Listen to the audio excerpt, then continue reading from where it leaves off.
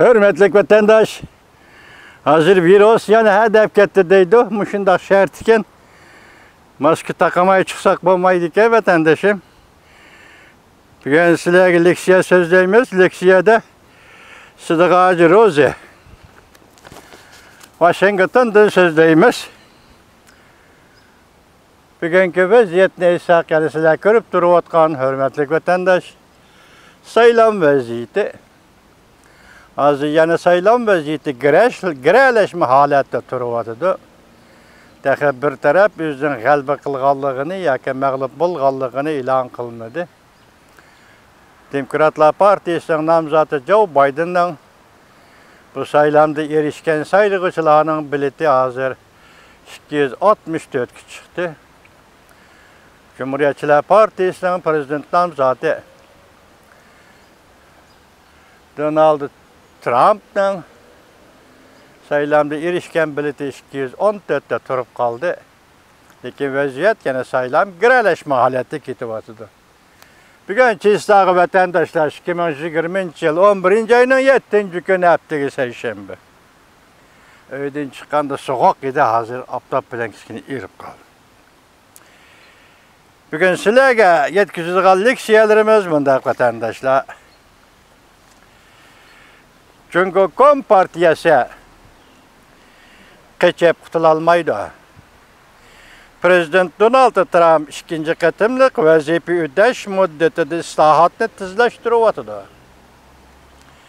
Mavzuli xabar 11-oyning 6-kuni Vanvetor betida e'lon qilindi. Xabar bunday boshlandi. Amerikada prezident saylamining natijasi e'lon qilinish qiyilishyapti. Bilet sani kayında qalğan ahval ostida prezident Trump saylamda adolatsizlik yuz berganligini tanqid qildi. Yuqori sudga qadar arz qilamiz dedi. Saylamdan keyingi vaziyat beg'ayri bo'lyapti. Siyosat axborot torbeti Siyasion 11-oyning 5-kuni xabarlardan naql keltirib bunday ko'rsatdi. Prezident Trump va uning kabinet a'zolari ikkinchi qatim vazifa o'tash muddatini burildi boshladi. Yaqinda bir qator islohot olib bordi.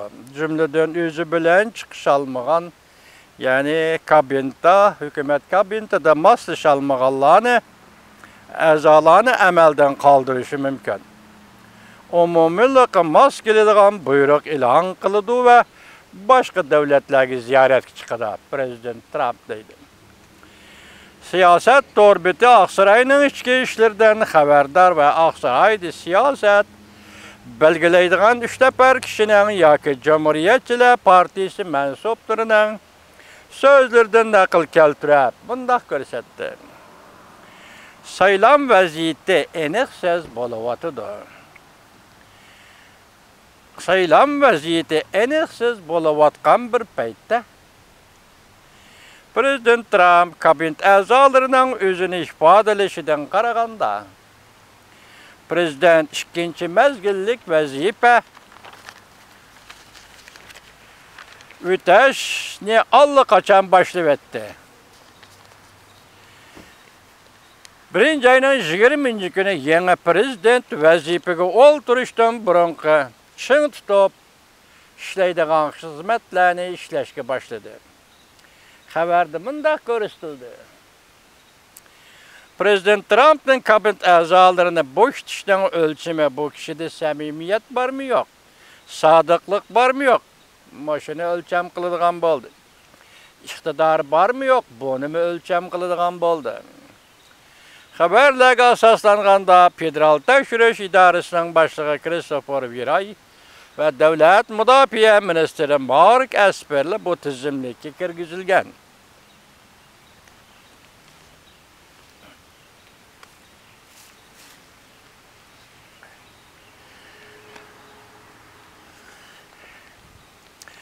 O'xshashli bir vaqtda prezident Trump bir necha kun ichida buyruq tushirdi. Sanoat, Jungo meselesi. qatarlıq məsələlərini öz içine aldı. Bu məsələlər boyunca buyruq çürüdüdür.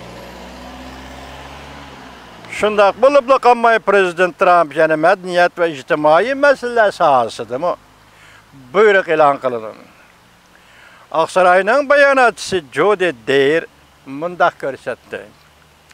Prezident xalqı bərgə vədisi boyunca adil saylamğa küreş qılıvatqan bir çağda, yani davamlıq dövlət başquraş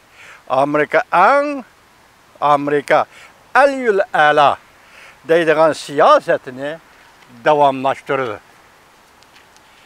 Donald Trump'dan saylam grupsi devletlik istihbarat idaresinin muhakkak başlığı Gernel Richard David Busey qatarlıq əməldarlarını arzu olurğa. Keçirinler Arizona ştatı,